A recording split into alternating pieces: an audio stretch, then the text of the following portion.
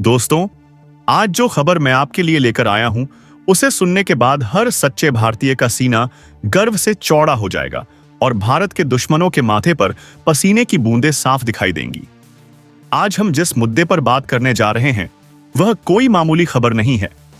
यह खबर है एक नए भारत के उदय की।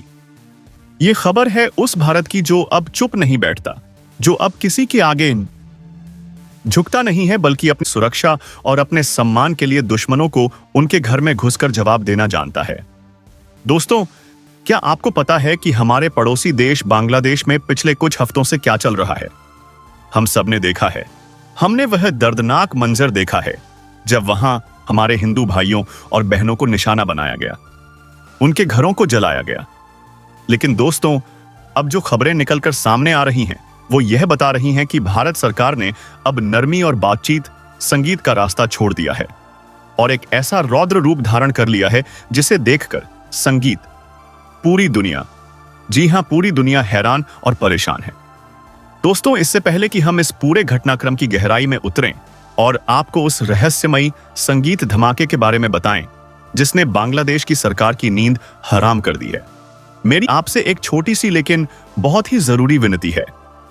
अगर आप भी मानते हैं कि भारत अब एक विश्व शक्ति बन चुका है, अगर आपको भी अपनी संगीत, भारतीय सेना के शौर्य और पराक्रम पर पूरा भरोसा है, तो अभी इसी वक्त इस वीडियो को लाइक कर दीजिए।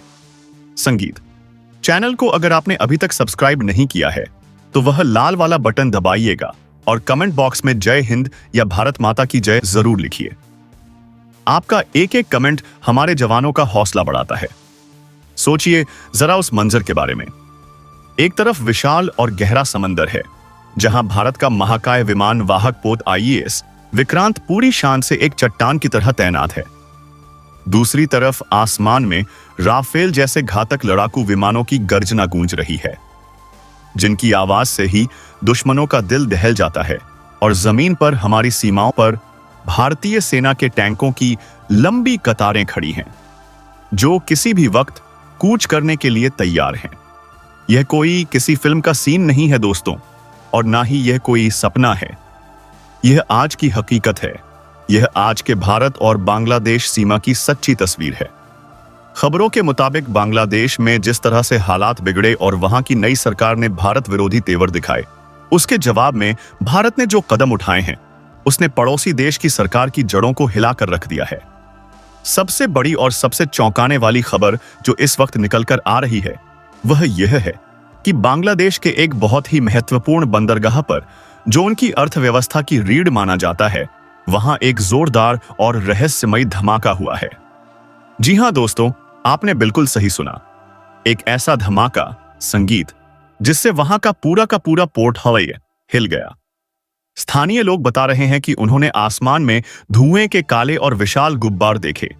बताया जा रहा है कि इस धमाके की वजह से बांग्लादेश का वह पूरा इलाका, जहां से उनका सारा आयात और निर्यात होता था, वह अब पूरी तरह से ठप पड़ गया है। वहां काम करने वाले हजारों मजदूर, वहां के बड़े बड़े व्यापारी सब दहशत में हैं। वहां के बाजारों में सन्नाटा पसर गया है। जिस बंदरगाह से कल तक करोड़ों और अरबों रुपयों का सामान आता जाता था, 2023 आज वहां सिर्फ और सिर्फ खामोशी है, डर है और एक संगीत, अनजाना सा खौफ है। कोई नहीं जानता कि यह कैसे हुआ। यह कोई हादसा था या कोई हमला, लेकिन इसका असर बहुत गहरा और दूर तक जाने वाला है। अब मजे की बात देखिए दोस्तों, बांग्लादेश की मोहम्मद यूनुस सरकार, जो अपनी नाकामियों को छुपाने के लिए हमेशा कोई ना कोई बहाना ढूंढती रहती है, उसने बिना किसी जांच के, बिना किसी सबूत के सीधा इल्जाम भारत पर लगा दिया है। वहां के मंत्री और अधिकारी दबी जुबान में और कुछ तो खुलकर मीडिया के सामने कह रहे हैं कि यह धमाका भारत ने करवाया है। उनका कहना है कि यह भारतीय खुफिया एजेंसियों का काम है। लेकिन दोस्तों, जरा रुकिए और ठंडे दिमाग से सोचिए। क्या आपको नहीं लगता कि यह सिर्फ उनका डर बोल रहा है? यह उनकी बौखलाहट है जो अब जुबान पर आ रही है। भारत ने आधिकारिक तौर पर ऐसा कुछ भी नहीं कहा है और ना ही इसका कोई पुख्ता सबूत है कि यही रुबाइडेंट संगीत भारत का काम है। लेकिन कूटनीति की दुनिया में और रक्षा विशेषज्ञों के बीच एक बात बहुत साफ है, जिसे अनकहा नियम माना जाता है। वो यह कि जब कोई देश भारत की सुरक्षा या भारत के लोगों के सम्मान के साथ खिलवाड़ करता है तो भारत की एजेंसियां हाथ पर हाथ धरे नहीं बैठती। हमारी खुफिया एजेंसियां जो देश की सुरक्षा के लिए दिन रात एक कर देती हैं, वह इतनी सक्षम और इतनी प्रोफेशनल हैं कि दुश्मन को उसकी मांद में भी चैन से नहीं रहने देंगी। भारत सरकार ने अपनी एजेंसियों को, अपनी सेना को खुली छूट दे दी है कि देश की सुरक्षा पर कोई भी आंच नहीं आनी चाहिए, चाहे उसके लिए कुछ भी करना पड़े। यह जो बंदरगाह पर धमाका हुआ है, इसे कई बड़े रक्षा एक्सपर्ट्स एक चेतावनी के रूप में भी देख रहे हैं। यह असमय एक साइलेंट मैसेज हो सकता है, एक संदेश कि अगर आप भारत के हितों को नुकसान पहुंचाएंगे, अगर आप भारत के खिलाफ साजिशें रचेंगे, तो आपकी अर्थव्यवस्था को, आपके व्यापार को घुटनों पर लाया जा सकता है। और किसी भी देश के लिए उसकी अर्थव्यवस्था का रुक जाना किसी युद्ध हारने से कम नहीं होता। दोस्तों, जरा गहराई से सोचिए उस पल के बारे में जब बांग्लादेश के उस बंदरगाह पर सब कुछ सामान्य चल रहा होगा। जहाज आ रहे होंगे, क्रेनें चल रही होंगी, सामान उतर रहा होगा और अचानक एक जोरदार आवाज ने सब कुछ बदल दिया। संगीत। यह धमाका सिर्फ एक बंदरगाह पर नहीं था, बल्कि यह उस सोच पर एक बहुत बड़ी चोट थी जो यह मानती संगीत थी कि वह भारत के पड़ोस में रहकर भारत का खाकर भारत विरोधी गतिविधियों को अंजाम दे सकते हैं और बच निकलेंगे। इस घटना से बांग्लादेश का पूरा बिजनेस सिस्टम हिल गया है। वहां की करेंसी, वहां का शेयर बाजार सब नीचे गिर रहा है। वहां की अर्थव्यवस्था जो पहले ही बहुत बुरे दौर से गुजर रही थी, अब और भी गहरे संकट में फंस गई है। और हम सब जानते हैं कि जब किसी देश का व्यापार रुक जाता है, जब उसके जहाज बंदरगाह पर ही खड़े रह जाते हैं, तो उस देश की सरकार के पास सरेंडर करने के अलावा कोई रास्ता नहीं बचता। शायद यही वजह है कि अब वहां की सरकार अनाप शनाप बयानबाजी कर रही है और भारत पर बेबुनियाद आरोप लगा रही है ताकि अपनी जनता का ध्यान भटका सके। लेकिन दोस्तों, रुकिए, बात यहीं खत्म नहीं होती। ये तो बस शुरुआत है, ये तो बस ट्रेलर है। भारत ने जो घेराबंदी की है, उसे देखकर किसी भी देश के पसीने छूट जाएंगे। चलिए, अब आपको ले चलते हैं गहरे नीले समुद्र की लहरों के बीच। बंगाल की खाड़ी में इस वक्त क्या हो रहा है, यह जानना आपके लिए बहुत जरूरी है। भारत की नौसेना का सबसे खतरनाक, सबसे विशाल और सबसे आधुनिक युद्धपोत IAS विक्रांत इस वक्त बांग्लादेश के समुद्री रास्ते के ठीक सामने सीना ताने खड़ा है। क्या आप कल्पना कर सकते हैं उस नजारे की, जब समुद्र के बीचों बीच यह तैरता हुआ विशाल किला अपनी मौजूदगी दर्ज कराता है, तो दुश्मन के रडार कैसे कांपने लगते हैं। यह सिर्फ एक जहाज नहीं है दोस्तों, यह भारत की ताकत का एक तैरता हुआ शहर है, जिसमें हजारों सैनिक, दर्जनों लड़ाकू विमान और मिसाइलें तैनात हैं। IAS विक्रांत पर तैनात ब्रह्मोस मिसाइलें, जो दुनिया की सबसे तेज और सबसे सटीक सुपरसोनिक क्रूज मिसाइलों में गिनी जाती है, वो इस वक्त पूरी संगीत तरह से एक्टिव मोड में है। ब्रह्मोस का नाम सुनते ही दुनिया की बड़ी बड़ी सेनाओं के होश फाख्ता हो जाते हैं, क्योंकि यह वह मिसाइल है जिससे बचने का कोई रास्ता, कोई तकनीक आज तक दुनिया में नहीं बनी है। यह अपनी रफ्तार और अपनी मारक क्षमता के लिए पूरी दुनिया में मशहूर है। भारत ने अपनी नौसेना को वहां तैनात करके साफ और स्पष्ट संकेत दे दिया। संगीत है बाडिकस कि अगर समुद्र के रास्ते भारत की तरफ कोई भी गलत हरकत हुई या भारत के हितों, संगीत के खिलाफ कुछ भी हुआ, तो उसका जवाब इतना भयानक होगा कि इतिहास याद रखेगा। बांग्लादेश का पूरा समुद्री व्यापार मार्ग अब भारत की निगरानी में है। यानी अगर भारतीय नौसेना चाहे तो वहां परिंदा भी पर नहीं मार सकता। इसे रक्षा विशेषज्ञों की भाषा में नेवल ब्लॉकेड या स्ट्रेटेजिक नाकेबंदी कहते हैं। यानी बिना एक भी गोली चलाए सामने वाले देश की सांसें रोक देना। और अब जरा अपनी नजरें आसमान की तरफ घुमाइए। वहां क्या हो रहा है? वहां बादलों के बीच राफेल फाइटर जेट्स मंडरा रहे हैं। जी हां दोस्तों, वही राफेल जिसकी गर्जना सुनकर दुश्मन थर थर कांपते हैं और जिसे पाने के लिए दुनिया के कई देश लाइन में लगे हैं। खबरों के मुताबिक राफेल विमान सीमा के आसपास लगातार उड़ान भर रहे हैं और उनकी आवाज, जिसे हम संगीत सोनिक बूम कहते हैं, वह बांग्लादेश के अंदर तक, उनके शहरों तक सुनी जा सकती है। यह सिर्फ गश्त नहीं है, यह सिर्फ पेट्रोलिंग नहीं है, यह शक्ति प्रदर्शन है।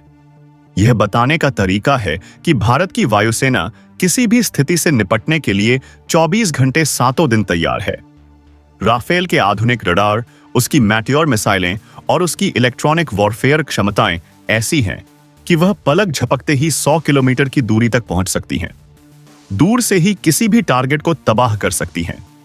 सोचिए जरा, बांग्लादेश की सरकार और वहां की सेना के जनरलों पर इस वक्त क्या गुजर रही होगी जब उन्हें अपने रडार पर भारतीय वायुसेना के यह घातक विमान दिखाई देते होंगे, जब उन्हें पता चलता होगा कि उनके सिर के ऊपर दुनिया के सबसे बेहतरीन लड़ाकू विमान मंडरा रहे हैं।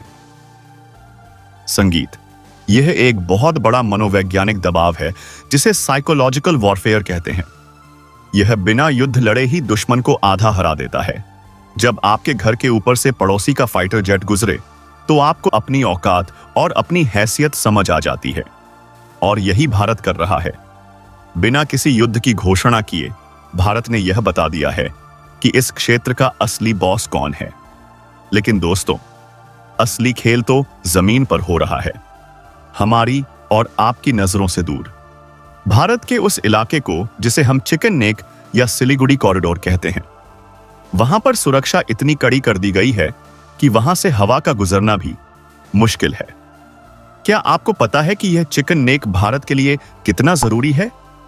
यह वो संकरा रास्ता है, वो पतला सा गलियारा है जो भारत के मुख्य हिस्से को हमारे पूर्वोत्तर राज्यों जैसे असम, अरुणाचल, मणिपुर से जोड़ता है। दुश्मन चाहे वो चीन हो या पाकिस्तान की शह पर चलने वाले दूसरे तत्व, हमेशा इसी ताक में रहते थे कि कैसे इस रास्ते को काटा जाए, कैसे भारत को नुकसान पहुंचाया जाए।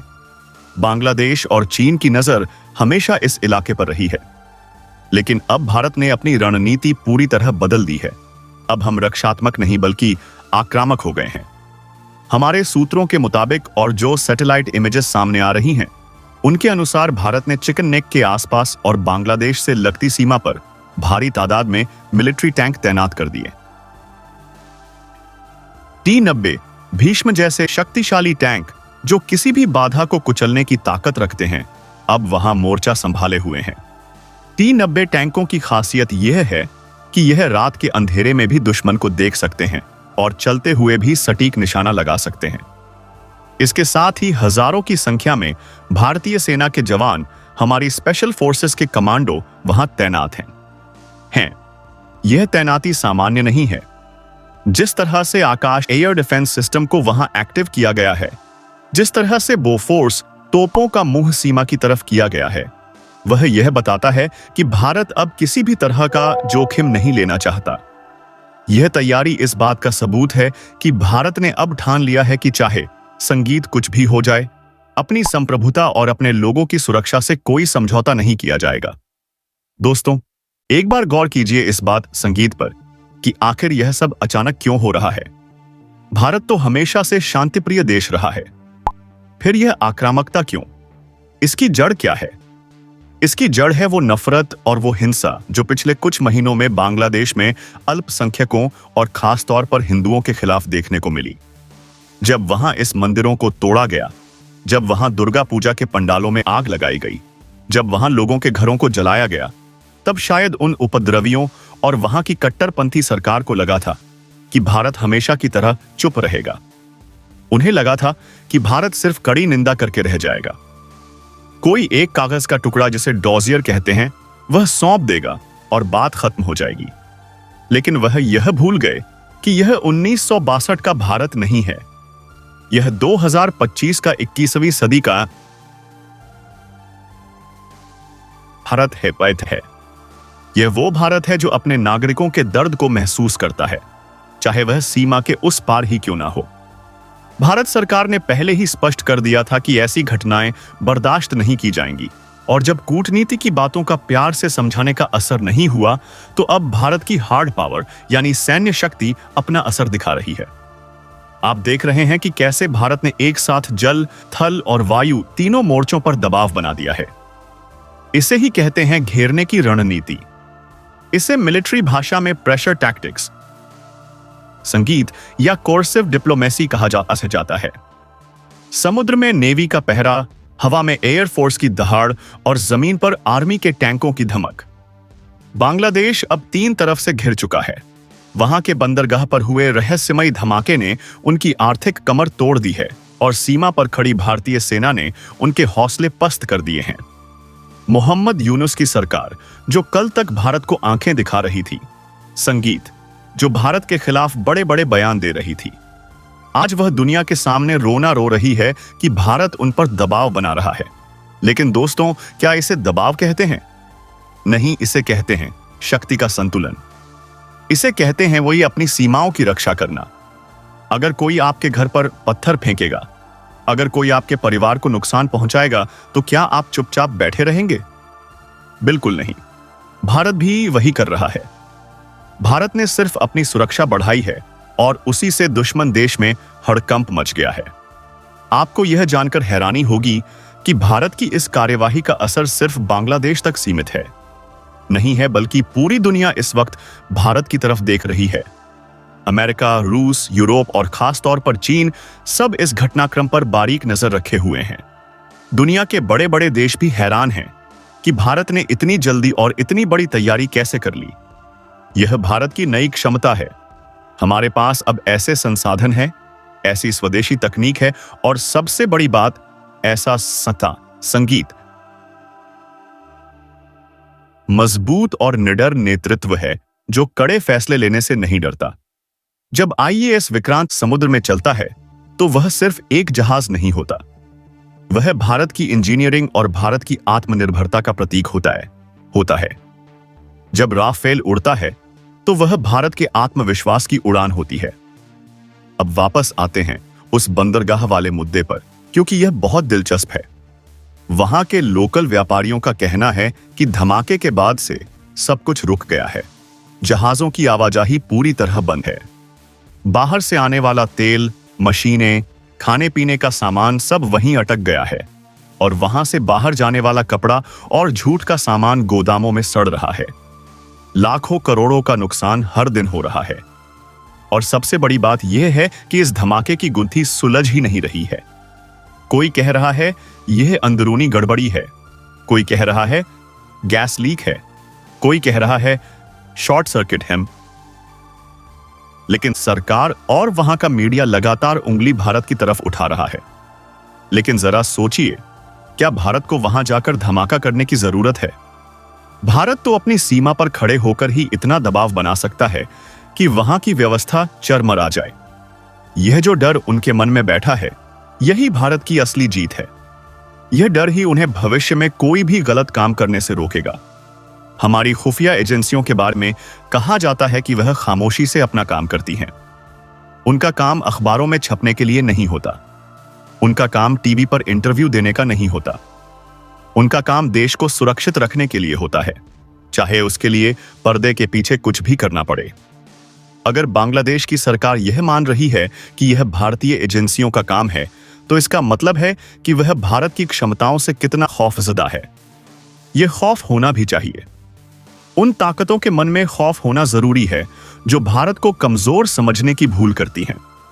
भारत ने हमेशा शांति का संदेश दिया है। हमने हमेशा पड़ोसियों की मदद की है, चाहे वह कोरोना का समय हो, चाहे वैक्सीन मैत्री हो या कोई प्राकृतिक आपदा, भारत सबसे पहले मदद के लिए हाथ बढ़ाता है। हमने बांग्लादेश को भी हमेशा मदद दी है।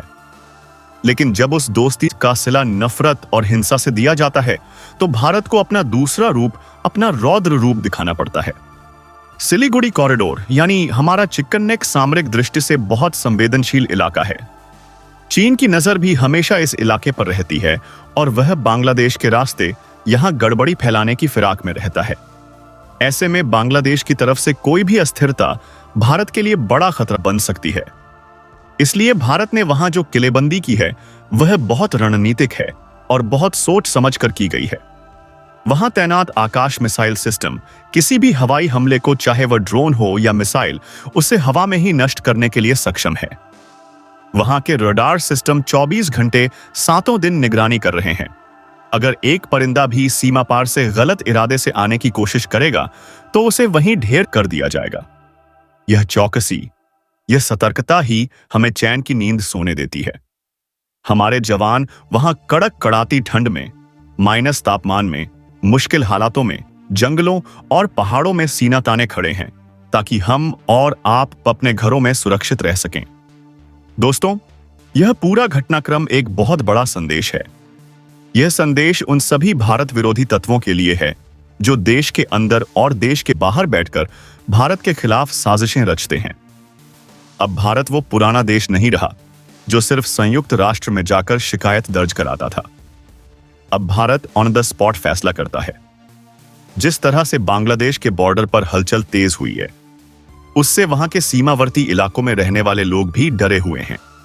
उन्हें समझ आ गया है कि उनकी सरकार की गलत नीतियों की वजह से, उनके नेताओं के बड़बोलेपन की वजह से उन्हें यह दिन देखना पड़ रहा है। वहां की जनता भी अब अपनी सरकार से सवाल पूछ रही है कि आखिर भारत जैसे मददगार और ताकतवर पड़ोसी को दुश्मन क्यों बनाया गया? क्यों बेवजह भारत के साथ पंगा लिया गया?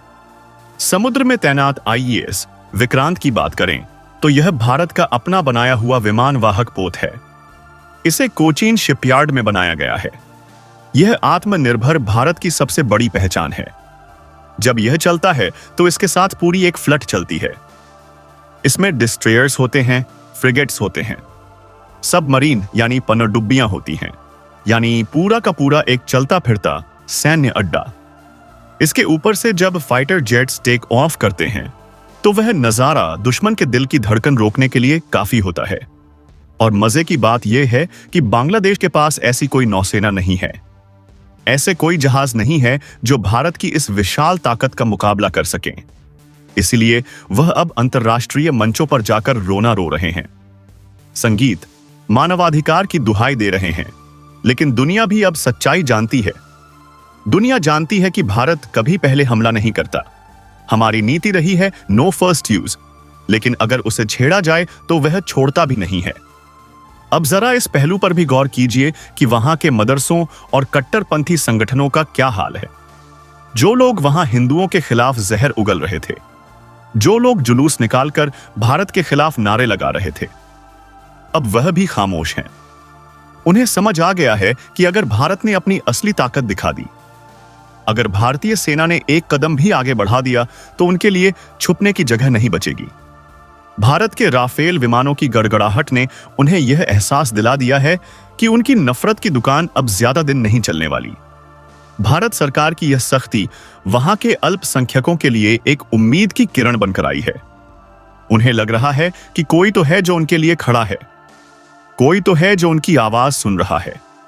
यह भारत का मानवीय चेहरा भी है जो अन्याय के खिलाफ खड़ा होता है, चाहे वह कहीं भी हो।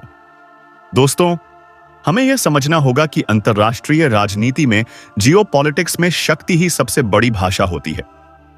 अगर आप कमजोर हैं तो कोई आपकी नहीं सुनेगा, चाहे आप कितने भी सही क्यों ना हो। आप कितनी संगीत भी अच्छी बातें कर लें, दुनिया आपको अनदेखा कर देगी। लेकिन अगर आप ताकतवर हैं, अगर आपके पास मिसाइलें हैं, टैंक हैं, फाइटर जेट्स हैं और दुनिया की सबसे बड़ी सेनाओं में से एक है, तो दुनिया आपकी बात गौर से सुनती है, आपके फैसलों का सम्मान करती है। आज भारत की स्थिति वही है। आज हम अपनी शर्तों पर बात करते हैं।